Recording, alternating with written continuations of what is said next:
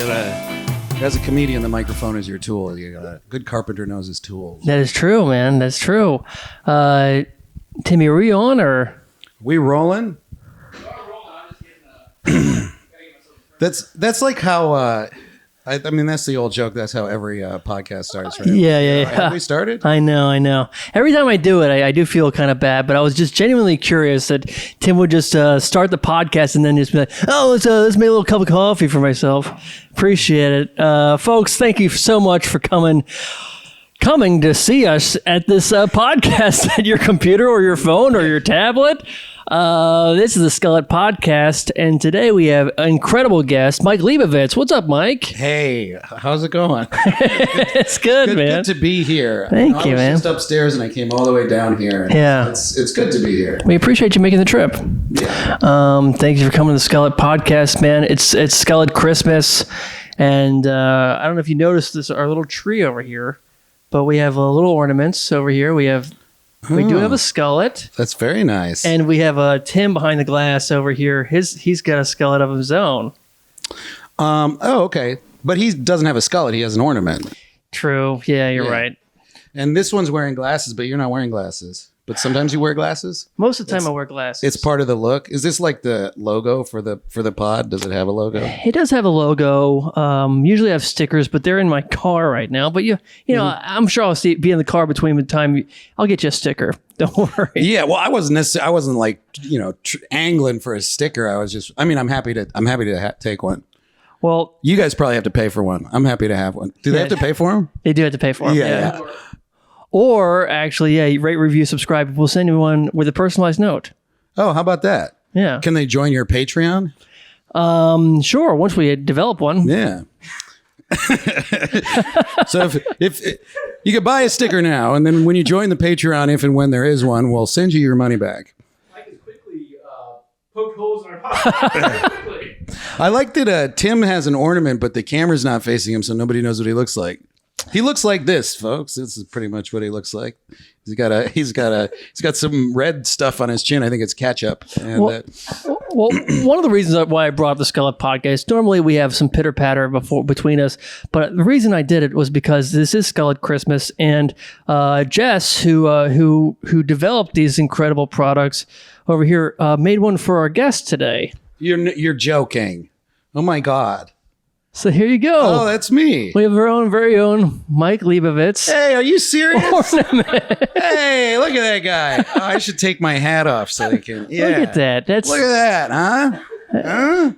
Oh, that's so cute. That's adorable. I'm floored. Yeah. This is no one has ever made a Skullet ornament for me before. Wow. First time for everything, Mike. Thank you, Jess, whoever you are. That's I'm a big Tim's fan. sister. Should we put it on the tree? Please, yeah. All it's a new right. tradition. Yeah, we'll Jew it up a little bit. There we go. Jew up the Christmas tree. All right. So how you been, man? How's been your holiday season? How's life been? Well, life continues. Yeah. Life is just one day after another. I wake up in the morning, and you got to go through another one. It's been good. I don't know. I had some time off I went to my wife's parents' house for the holidays and did some cooking, and it's nice to have a few days where you just don't do anything. Yeah. Like where you might not even leave the house. You kind of lay around, you make a meal, you get back in bed or lie on the couch and read a book, and the kids will go out. Oh, well, let's make a snowman. Have fun. Was there snow in Maine? Oh yeah, there was. We got a white Christmas, and my wife's it snowed on Christmas Eve. Oh wow! So there was no snow when we got there, and it snowed Christmas Eve. And my in-laws have this guy. They live in Maine. They have this big long driveway, and they have this guy who comes and plows the driveway. He does like everyone in the neighborhood. And he was so excited when he came. He was like, "Isn't this great?"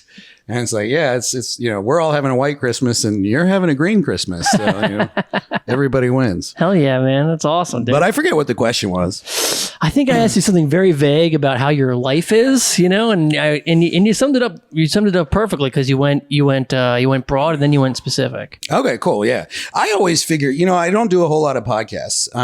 So I hope you feel honored that I'm doing this one. Not that I get a whole lot of requests either, but I always figure anything that anyone says is just a prompt to just talk, say stuff. Absolutely. It seems like the sort of the goal. I remember this from morning radio. You used to have to do morning radio on the road. Yeah. And that was like, that's the skill that those people have, like the ability to just never stop talking. Totally. Yeah. No dead air. Right. Yeah. No, it's incredible how they're able to do that. I always catch myself if I am just going on blabbering and stuff, and I catch myself and it becomes this weird cat eating its own tail or something, or snake eating its own tail. I'm kind of stuck in one right now, hopefully it'll stop eventually. Who knows? Dog eating its own tail. There you go. Yeah. Some sort of animal of some sort, man. Alligator eating its own tail. Can you imagine?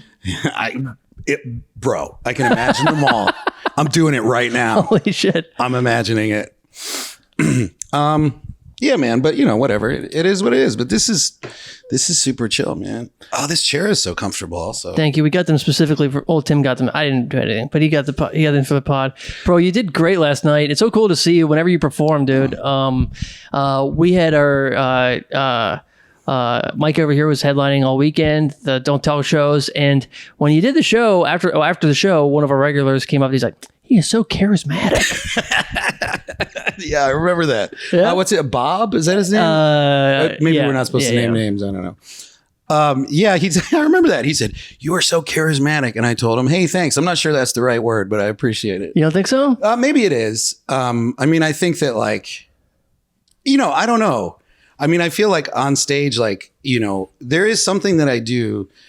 I think that makes when it's going well, that makes people feel like included and engaged, but I don't think of myself walking through my daily life as like a charismatic person. I mean, I'm like fun to talk to, and people like to talk to me, but I'm not like I don't know, like an anchor man or something. You know what I mean? Like, I'm not Ryan Seacrest, I'm not like a pretty boy, right? So maybe that's not the same thing.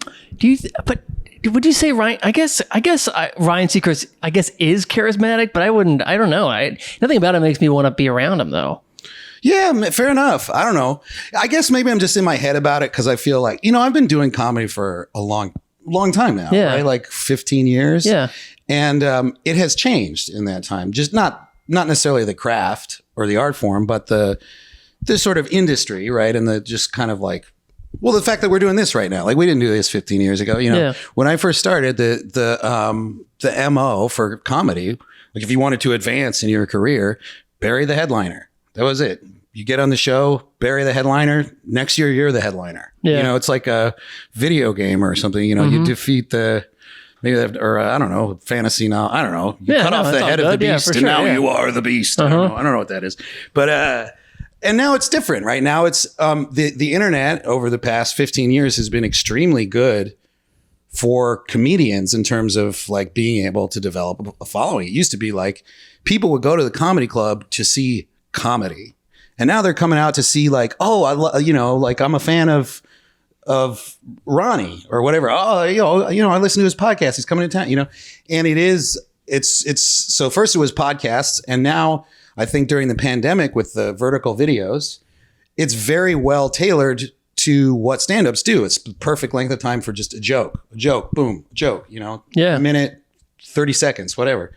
So that's been good for people to gain followings. But I also think what's happened over the same time is that the people who are amassing followings, some of them are quite good, but it's not necessarily the case that everyone who amasses a following does it because they're actually good at stand up in the room. Right. And I feel like the sort of industry has skewed more to a sort of like pretty boy. I call them the Instagram pretty boys. You get all the clips online, and you get all the people following you. But then you go out to the show and like, well, maybe you're just kind of like a 3-year comic. Right. Yeah. You can't hide it when you're actually doing an hour. True. Like, oh, are you actually ahead? Oh, maybe not. So I don't know. I forget why I started on that one, but no, but it was very insightful either way, man, for sure. Yeah. Oh, yeah. So I guess, I don't know that the pretty boy thing. So I guess I feel like when I first started, I felt like, this is funny, right? Hey, look at this. This is funny.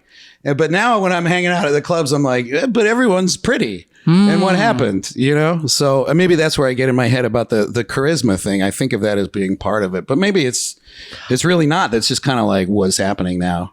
I guess there's maybe amount that it's like there's a certain presence perhaps that you're engaged the entire time maybe. So, and that I guess it's like that's a silly thing to say. Everyone during the entire time they're performing should be engaging, should be performing the whole time. Right. I don't know if that's always true though.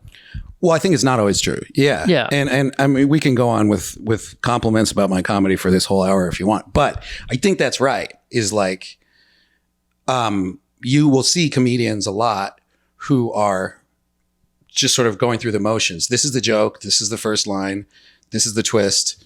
This is the punch. Right. You know, like, or the twist was the punch. This is the tag, whatever it is, however you think about it. But really, you know, I think of, you know, you shouldn't be reciting your jokes. You should be telling them. And there's a difference, right? Because like the words are the tools that you have chosen to convey the joke, but the joke itself is something underneath that, you know, that the words are guiding you towards, you know? And so it's almost like telling a story. You might use the same words and tell the same story 100 times, but you never quite tell it the same way. Yeah. You know, you're not reciting a script. And I've often thought, you know, when you write a new joke, and, you know, I've talked to other people about this, they don't agree. So this is just the way I think about it. But like, you write a new joke, you go up on stage to do it, you can't remember the words. Mm-hmm. That ever happened to you? Sure. So my view is that's because the words are wrong. Ooh. Because if it shouldn't be hard to remember. Yeah. You're conveying a joke is something very simple, you know, and you can have a complex routine. Right. But each step is very simple, and there's something that you're trying to communicate. And if you can't remember the words, it's because you're searching your brain for what you decided you were going to say, rather than just saying the thing that needs to be said, you know? Yeah, I believe that. I like that. So, Yeah. you know, take that for what it's worth. Take that, Tim. He's trying Take to that, Tim. Fucking eat it, bro. Fucking loser.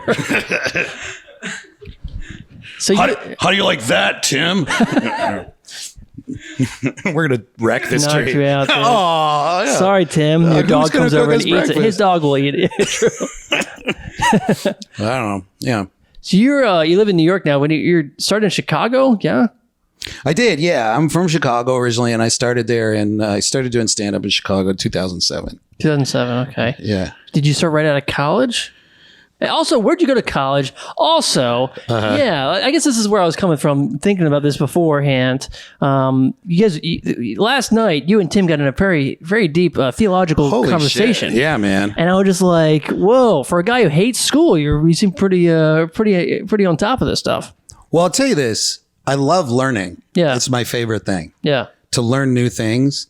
And it's not about necessarily like having the knowledge to like, whoa, I know something you don't know. It really is for me, like the process of learning something new is this like active discovery, which is almost like, you know, I don't know that there's a meaning to life or whatever, but that's as close as I found in a sort of practical sense, like just discovery, you know, oh, wow, I didn't know that. And now I know it. And I love that. And part of why I hate school is because I feel like it's not really about that, or that's not the part of school that I don't like. The part of school I don't like is like, sit down, shut up, you know, pay attention, stop fidgeting, stop doodling, you know, like just, I don't like being told what to do. And I feel like school is not geared, you know, it's geared towards, it works for some people, but you know, it's really, you know, this is not a unique thought, but I mean, I think it really is designed to crank out obedient workers for the corporate workforce, you know, and I don't have any particular interest in that, but I love learning. Yeah. You know, I went to college. I went to Oberlin College in Ohio. Yeah. Which is where I met my wife. Oh, right on. And her parents actually met at Oberlin, and her dad's parents met at Oberlin. Oh my God. So wow. For her, it was just like the world's most expensive matchmaking service, you know. But What'd you study? I studied theater. Oh, right on. Yeah. Well, but I also, you know, I studied other shit too, but I was a theater major. Yeah. Concentration in acting and directing. And, but I tried to get like, I feel like, I don't know, you read about college in the New York Times now, or in the, you see it on the news, and it's all about these culture wars and all this, what a critical theory and all this stuff.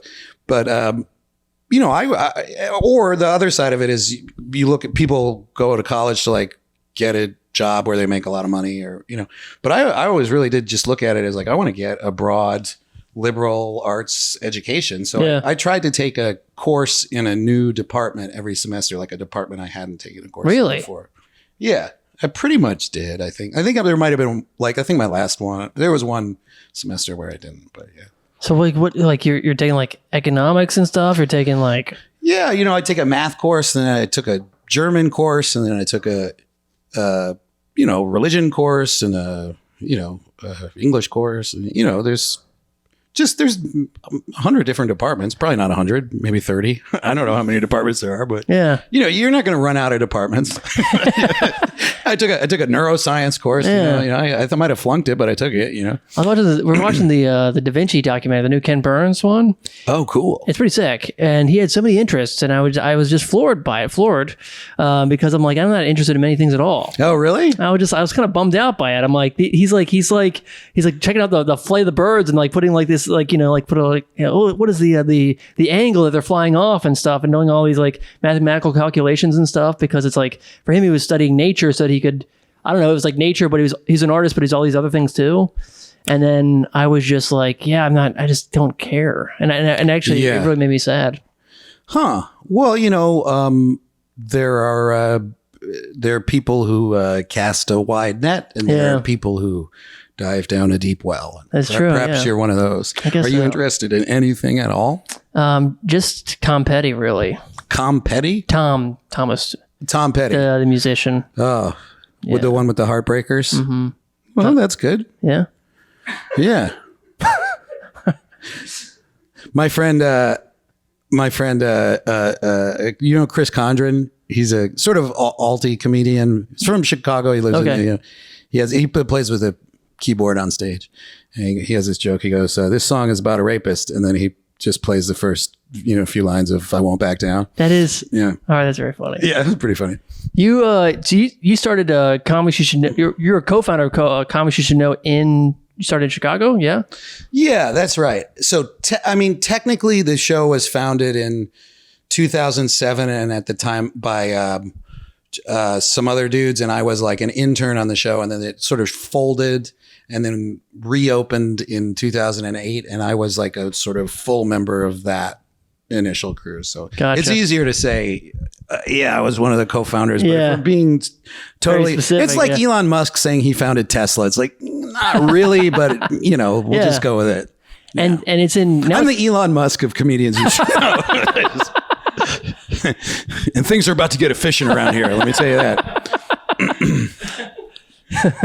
Yeah. And then I moved to New York in 2016 with David Drake, Soren Choksi, and Jeff Steinbrenner.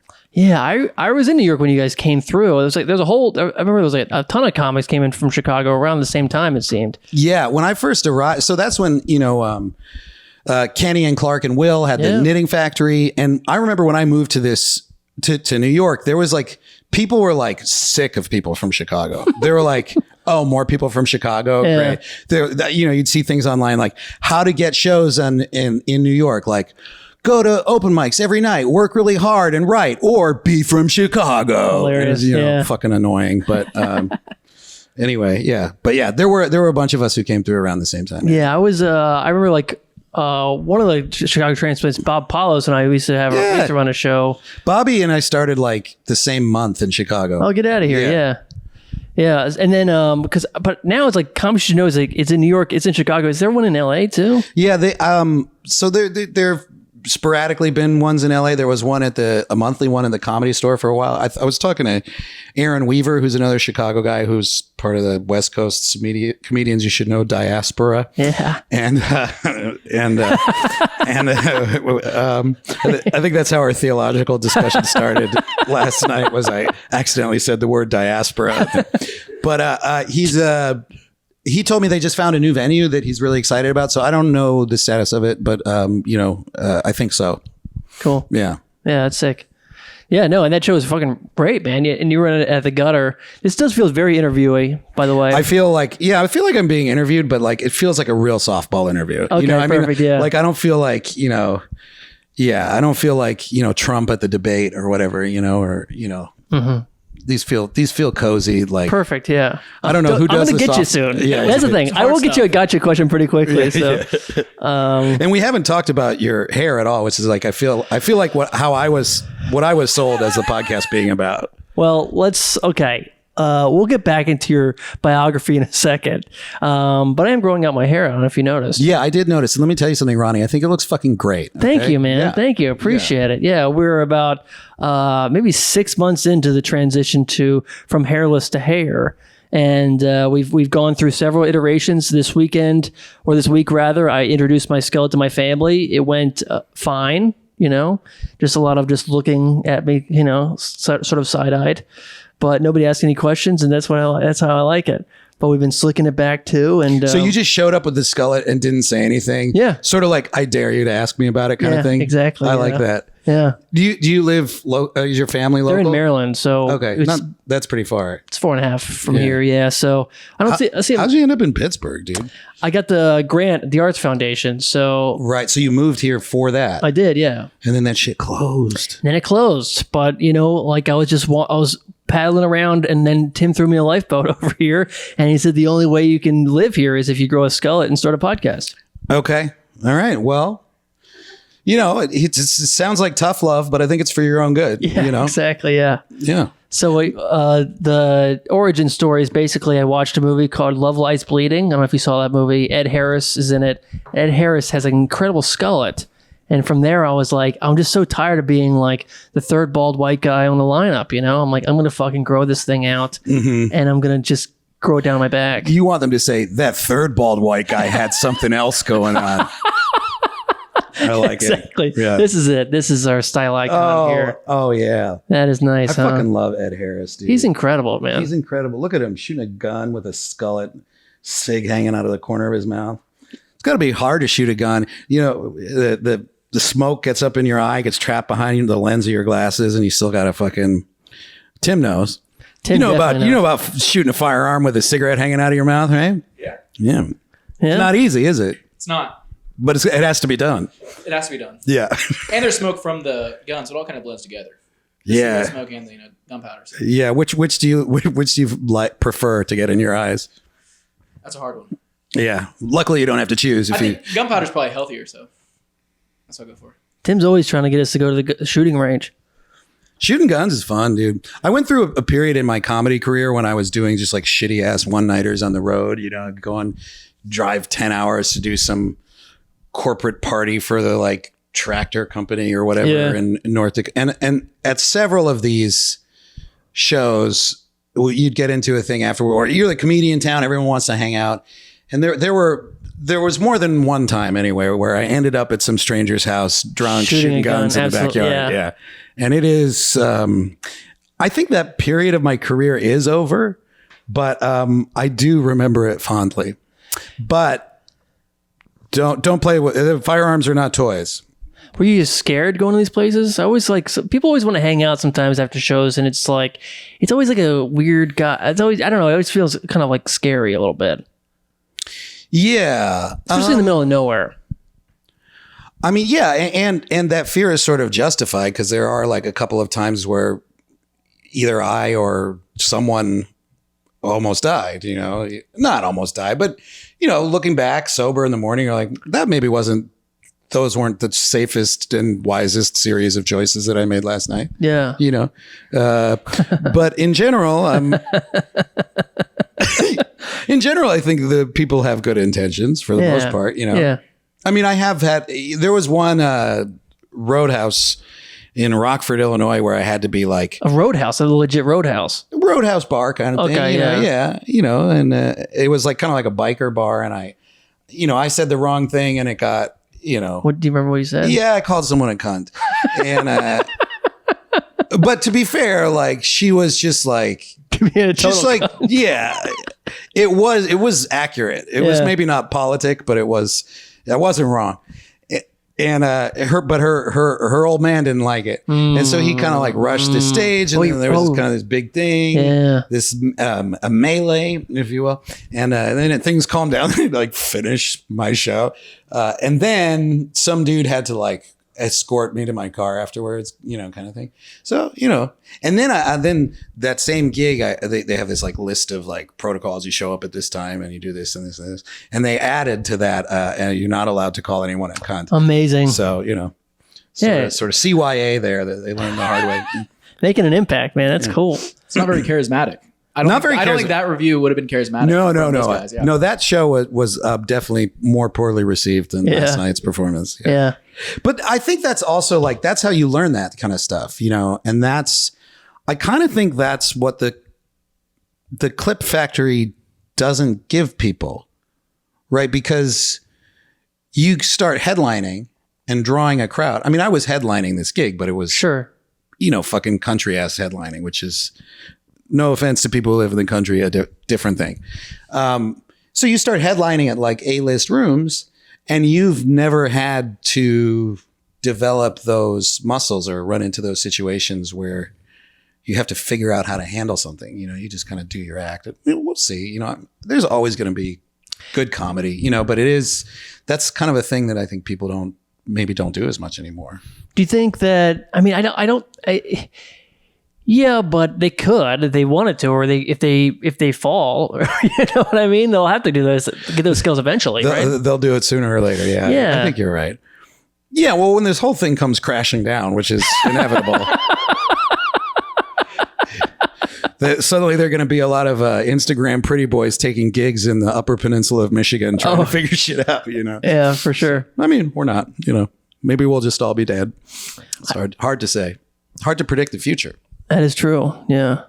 I feel like a lot of those guys that you see get big on TikTok usually go straight to clubs. Yeah. And so I feel like there's less of a chance of getting rushed in a club or having some catastrophic thing. So they may never have to deal with it. Well, right. And there's less of a chance of, at those Roadhouse shows, it's like people not even paying attention. They don't, they're like, you're not going to go pay $30 to see a comedian that you like and then be a dick at the show. True. Yeah. Yeah, I guess the clubs won't tolerate it. They'll bounce those people. This broad should have been bounced well before I had to call her a cunt. I was forced. I had no choice. She made me. Free will does not exist. Yeah, that's right. That's right. We live in a deterministic universe, and it already happened. That's right. I did a show in Andover, Ohio, and I just asked the table to be quiet while another comic was on stage, and this guy was just like in my face, like, "Don't you ever fucking come up to my table again." And then afterwards, then I got introduced on stage, and now I had to perform, and this guy was staring me down the whole time. What a cunt. I know, man. That's what I should have said that. Yeah. Yeah. Unbelievable. Yeah. Scary.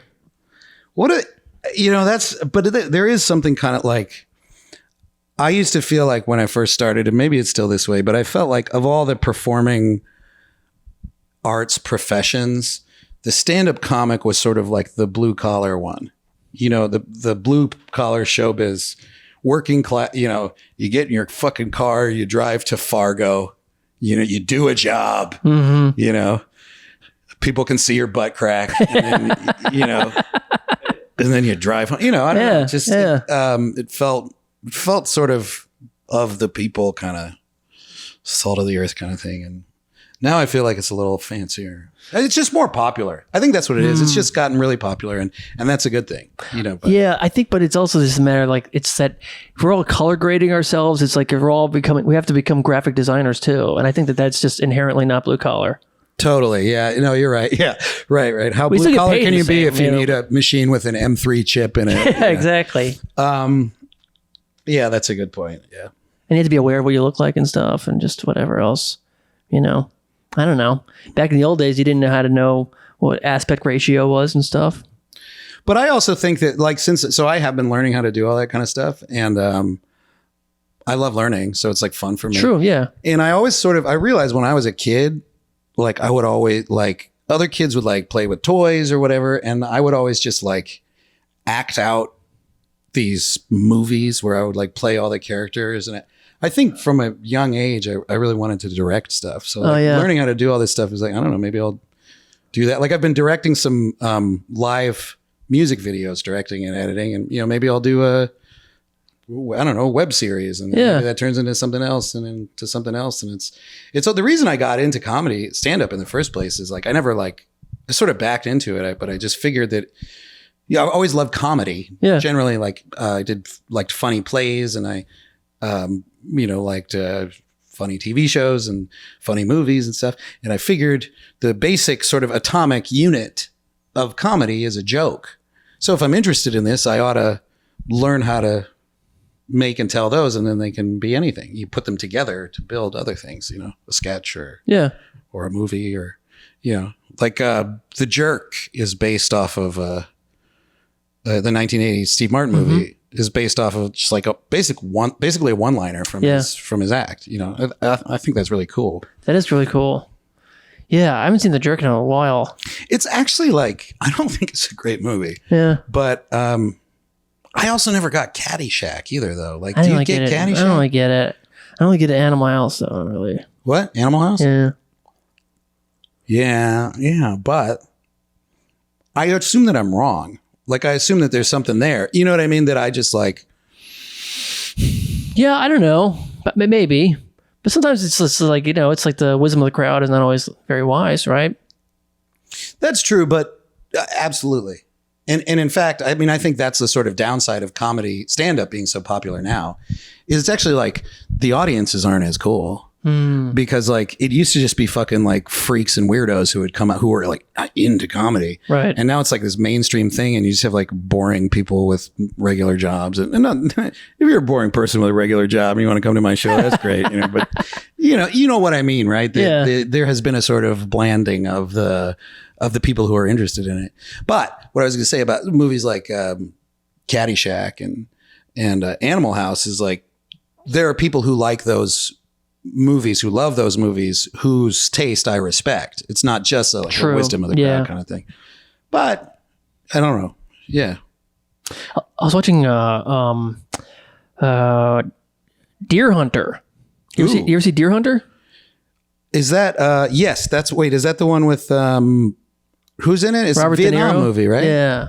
Yeah, I think I did see it like 20 years ago. Well, I saw it 2 nights ago. Okay. And it takes place in Pittsburgh, actually. Okay. There's a steel factory. I never knew what a steel factory looked like until I saw this movie. I mean, isn't this Steel City? This is Steel City, but I've never been inside one, nor worked one. Okay. Oh, what it looks like on the inside. Like the lava and stuff. It was like really heavy shit, Yeah, yeah. And then they all go to Vietnam, but they have if you guys have never seen Deer Hunter, check it out. But it's they have a whole crazy night, and then they go to Vietnam and they come back, and it's a whole movie.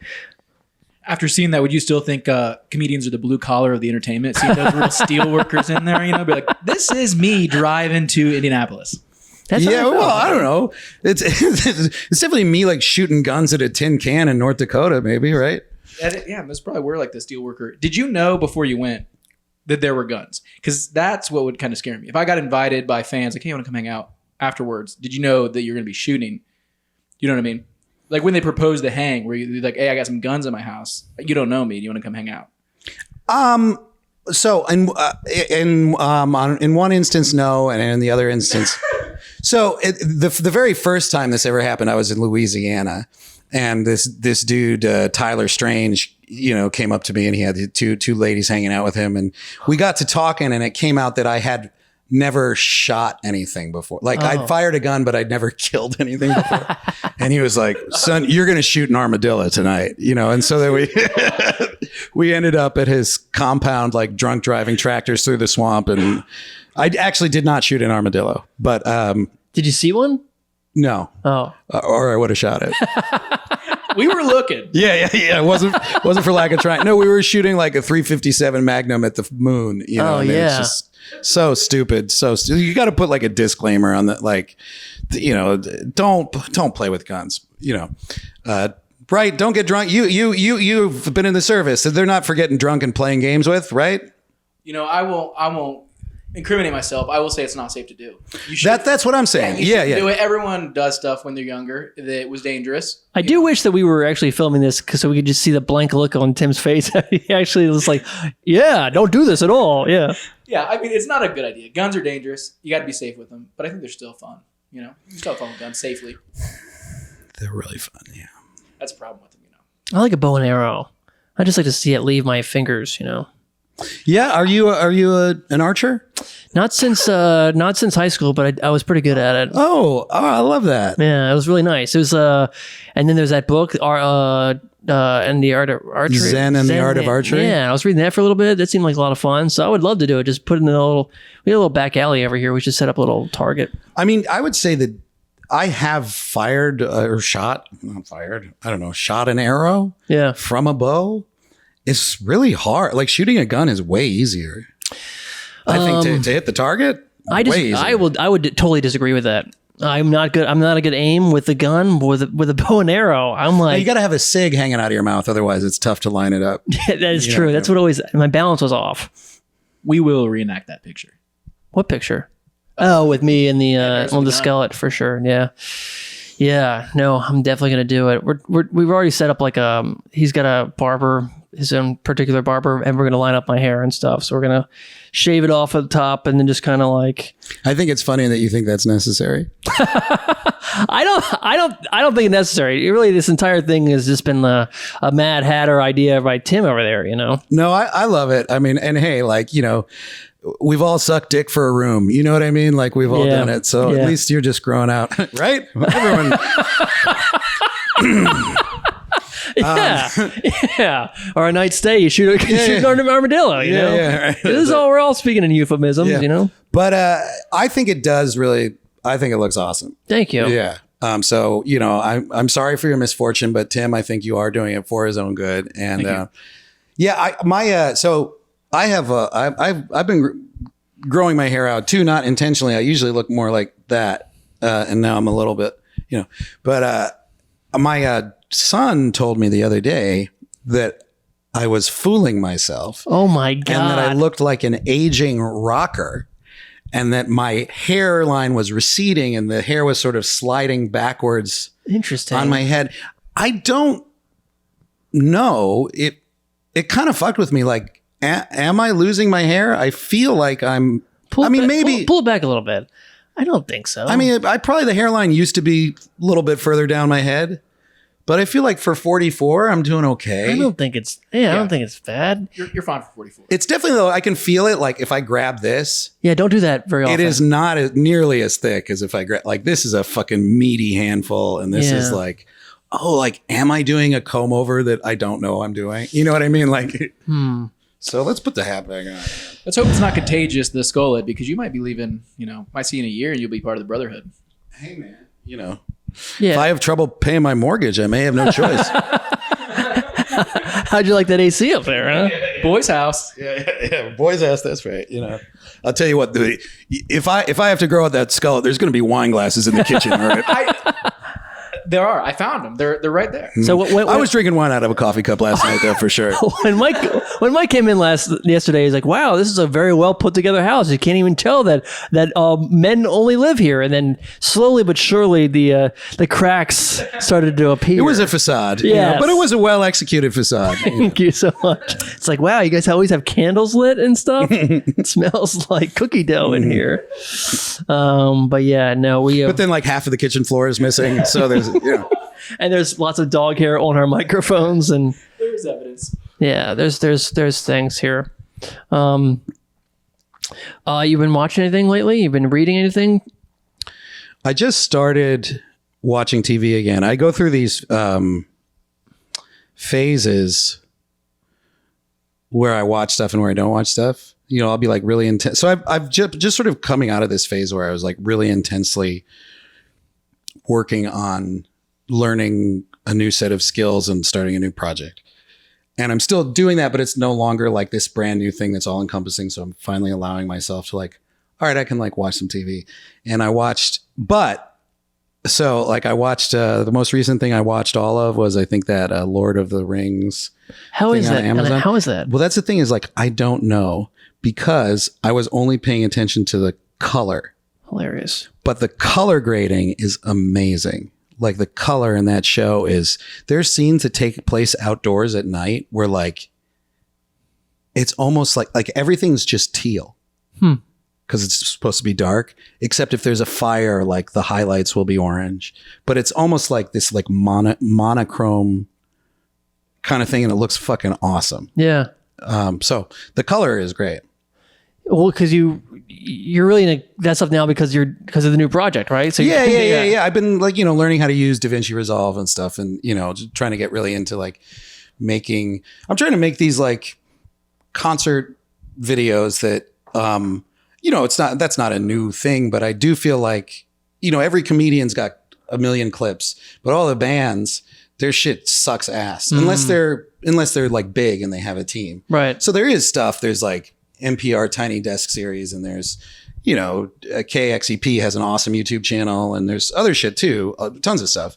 But I feel like there's really nothing for like smaller bands. Whereas like smaller comic, every comedian who can talk for an hour without stopping has a HBO style special on YouTube, so I've been trying to kind of like make that for music. I'm starting small with just individual bits, but like, I'm trying to like make it look fucking punk and cool, and make the venue look cool, and like make it look like film, like emulate like the look of film, but like incorporate some of the idioms of social media, just like camera movement wise. And, I don't know, just kind of, I might be fooling myself, but I feel like it doesn't quite look like anything else that I've seen. That's awesome. Even though, there's obviously, I've seen The Last Waltz. I know there's concert, you know what I mean? Like I know, and I don't want to like make out like I'm inventing something new or whatever, but yeah, so I never went to film school. I never knew how to use the camera or any of this stuff. And so, I've just been learning how to do that. That's awesome.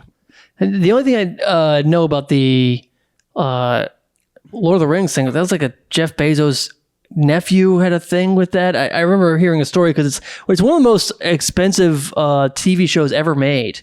And I think it was sort of a flop because they put in like almost like $1 billion. You're looking this up, right? But it was like this crazy expensive to make. I believe that, yeah. But it looks incredible from what you told me, but also what I heard. But I wouldn't say, it's if you're into the Lord of the Rings, you'll like it, right? I think, yeah. Maybe if you're too into the Lord of the Rings, you won't like it. I don't know. If you're just the right amount of into the Lord of the Rings, you'll like it. There's some cheese, but I don't know. It looks good. Yeah. In a CGI kind of way, Right. I mean, it's definitely like, you remember the original Lord of the Rings? You remember those orcs cartoon? on the bridge? No. I mean the Peter Jackson. Oh, of course. Yeah. With like the world's worst CGI with the orcs on the bridge. I know. I mean, it looks terrible now, but at the time I was like, this is incredible. I remember being in the theater thinking like, this is dog shit. Oh, wow. Just that one scene where they're attacking the castle and the orcs are like disappearing through walls. I never falling off the bridge. I was also like 11. Oh, okay. I remember getting my mind blown. Yeah. I had also just quit smoking cigarettes. So I think I was grumpy. Yeah. I remember Nice work on those orcs, Peter. I remember for the first movie, I saw it with my father, and then there was this man snoring the entire time, and I'm like, Dad. That was me. Sorry about that. Apologies. I owe you a movie ticket. But the new project, you're the new art director at the Gutter. Is that yeah? I'm sort of art director. Is kind of a that sounds a little highfalutin. I booked a room at the Gutter. I'm the I like to call myself the director of the spare room. I like that. And I'm starting a sort of a YouTube channel. It's called Gutter TV at YouTube.com at Gutter Spare Room. Okay. So you can check out. I just started posting stuff up there, but there's going to be man. more and more. And I'm just like, and I think the bands will like it, dude. Yeah, like, of course. They could send people something that looks good. Totally. And then be like, hey, let me work at your club. Look how fucking cool I look. That's the idea anyway. I like that. And sound. And the sound's really good too. We're doing like 16 track recordings and like, I got this awesome audio engineer like mixing. That's the reason I think that the musicians are kind of behind the comedians on this wave is because it's like, it has to sound good. Like to get the sound for stand-up, you need a feed from the mic, you need the sound of the room, you mix them together, it sounds fine. But for music, you just mic the room, it sounds like shit. Right. You got to get each instrument individually. We put 7 mics on the drums. The drums have to, it's hard to, so you got to do all that. Yeah. What are musicians up to these days? I have no idea. I think they're still writing songs and yeah, I'm sure, I'm just curious. You'd have to ask them, It's just a whole different world, man. I don't know. Softball question. Just curious. Like, so what does a musician do?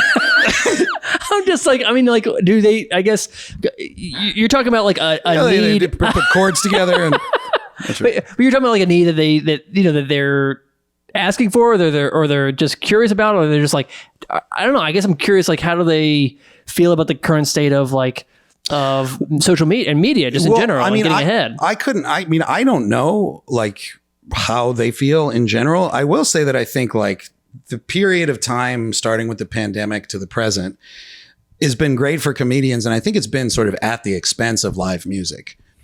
There are a ton of venues that are set up as music venues that like just do stand up now. And it's understandable. I mean, if I'm running a venue, and I am, but if you know what I mean, like, I'm like, well, okay, like I only got to pay one person and like the tech is just like a microphone rather than like hiring a professional sound engineer to mic, you know, a guitar cabinet and a drum kit and all this shit. And then, you know, the economics of it too, like however much you make at the door, you got to split that with, say you got 4 bands on the bill. There's 4 that you got to split it up like between 20 people. You know, it's like there's no money. Okay, but as a venue, a guy who runs a venue, though, also isn't it like, are they drinking more? Don't people drink more at music shows? Yeah. Yeah. But I found where I'm at, it depends on the show, like anything. Like certain acts will draw and certain acts won't draw. I would say I have found it is somewhat easier for me where I'm at right now to fill the room with a comedy show, to bring more people out.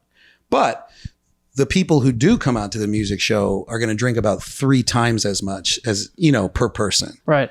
So you could have fewer people and still sell more drinks. Yeah. If that's your model. Right. You know?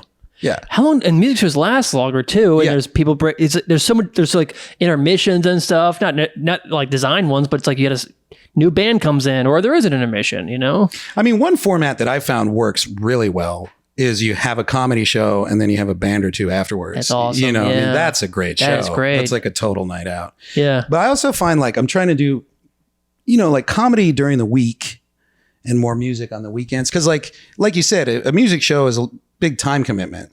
So like on a Wednesday night, I'm not going to go somewhere for 4 hours. No way. And like just be assaulted with like loud, you know, like, but I do think it's like, okay, well, I need a laugh on a Wednesday night. I'll go out for 90 minutes.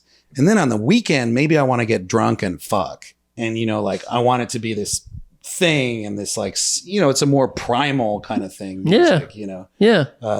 Comedy's more, it engages the intellect, you know? Right. But not the id as much, I feel. Yeah. No, for sure. I get that totally. But yeah, you know, anyway. Again, not sure what the beginning of that was. But. No, man, no, it totally makes sense, dude. Also, your fucking show's great, dude. The comedy, it's like, dude, just the 4 of you. Is it 4 producers on that show? There's 4. Well, right now, yeah, there is 4 of us. Although it's a different crew than the initial. It's me, Dave Drake, Cass, David Ross, Lizzie. He just joined up. Dave Ross. He's great. Yeah. And yeah, Lizzie Cassidy. Oh, and Carmen Lagala. There's 5 of us. Yeah. That's like the fact that that's like weekly is so like whatever. It's a good show. I don't know, man. New York. I mean, yeah, thank you. I understand it's in New York, but I'm just like, but like as like the fact that that's happened like just on a weekday. As someone's living in Pittsburgh, I'm just like, you know, I come back for a week, and it's just like, man, it's just like it's like everyone's spoiled, man. That's like right. They don't know how good they have it, right? Yeah. Well, I'll tell you what. That was like the initial idea of Comedians You Should Know from the very beginning. Is like a lot of these independent shows. It's, you know, like, hey, people start them so they can trade spots with other people who have their own shows, and our, you know, big thing is like, we're not doing that. We're just going to try and put on the best comedians that we can book plus ourselves. Yeah. And then by doing that, I think it made us better, you know, because we're starting in 2007, you know, we were booking, our original lineups had like Nick Vatterott and Hannibal Buress and Michael Palisak and like, you know, then us, you know, and so we had to like try and be on the same show with these fuckers. Right. You know? And I think it makes you better. Yeah. Yeah. Yeah. Anyway, checking out should go check it out. What is it on Wednesdays or Wednesday night, Gutter Bar, 9 p.m. Comedians You Should Know. Yeah. Yeah. Well, we appreciate you having you come out, man. I think we're probably close to wrapping up here, right there, Timmy. Is there anything we missed, Tim?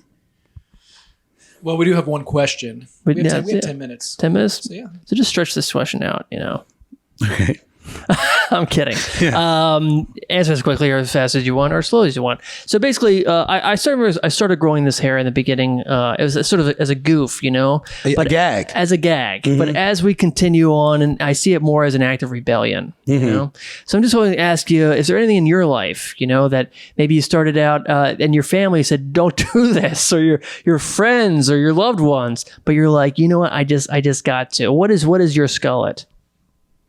Well, I mean, pretty much everything I do is like that. Yeah, I mean, I feel like most major life choices I make, everyone in my life is like, please don't do that. Yeah. Which I think does just sort of harden the resolve. It's like there's this romantic notion, I think, of like, I'm the only one who knows, and I think that is true. Like for yourself, everyone always has an opinion, but nobody knows. Nobody knows what they're talking about, including me, But I would say the most recent one is definitely this sort of project I'm undertaking at the Gutter. Gutter TV. And, I just saw this like opportunity. I was offered this job, which is low paying. And pregnant pause. Yeah. And I had a job that was high paying. And I quit that one to do the other one. And so definitely everyone in my life thought I was crazy.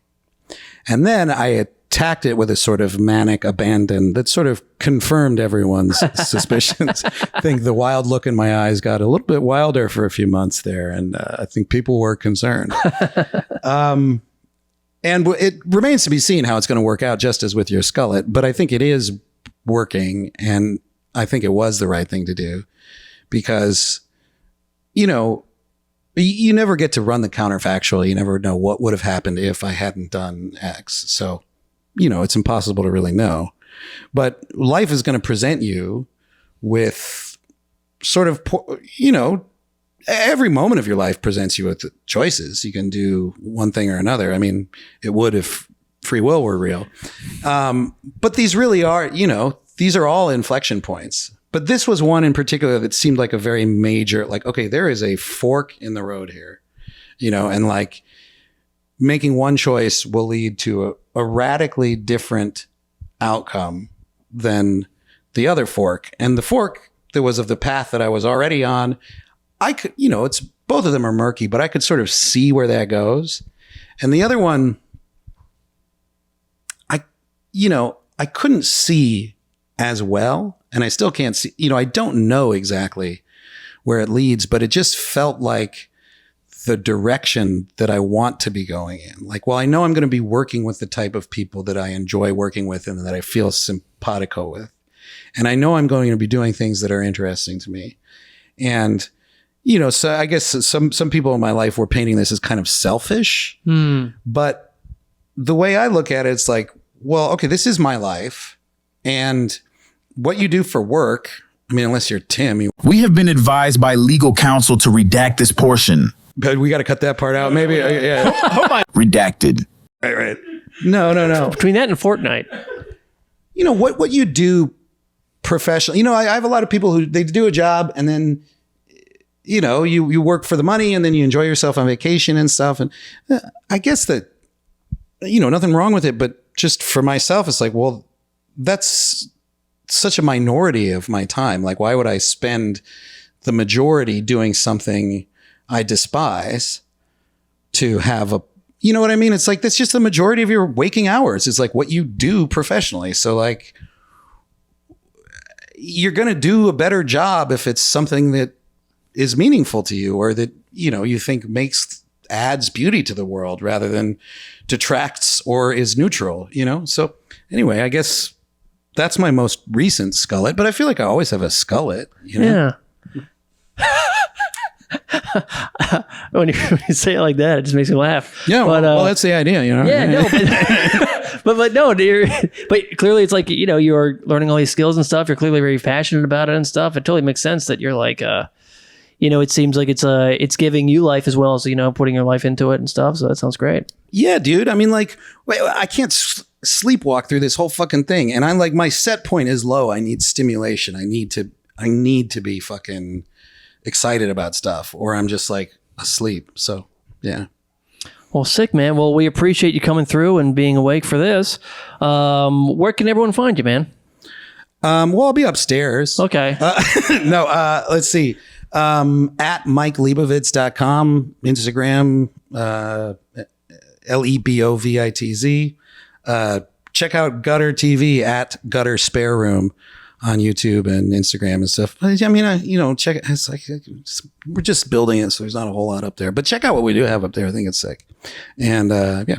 You guys also doing like the Cracked like comedy club? Yeah. So once a month at the Comedians You Should Know show on Wednesdays, Cracked, which you may remember used to be a humor magazine. It's now a humor website. They're doing Cracked comedy clubs. So they're filming everyone's sets and making nice clips for everyone, and they pay everyone. And it's this nice little partnership. I guess they get the content and we get the content and everyone gets the content. It's great. Yeah. Everyone's content. It all looks good, man. It looks like they do a great job. Yeah. So I've been very pleased working with them because we've had a number of offers over the years to like work with people on that kind of stuff. And I don't know, never felt right. But these people are cool. And actually, the lady what directs those things is from Pittsburgh. Oh, really? And her name is Gabrielle Willett or Wilcott or I don't know. I hope she doesn't see this. It's like Gabrielle Union. Yeah, it's great. Yeah. Maybe she doesn't even want me talking about it. But, well, sick, man. Well, we appreciate you again coming through, and everyone check out Mike. Check out his content, and please rate, review, subscribe. Very important. We do appreciate it. And remember, folks, not all growth is good, but just keep it in the back of your head. Oh, I like that. Oh yeah, right here, right now.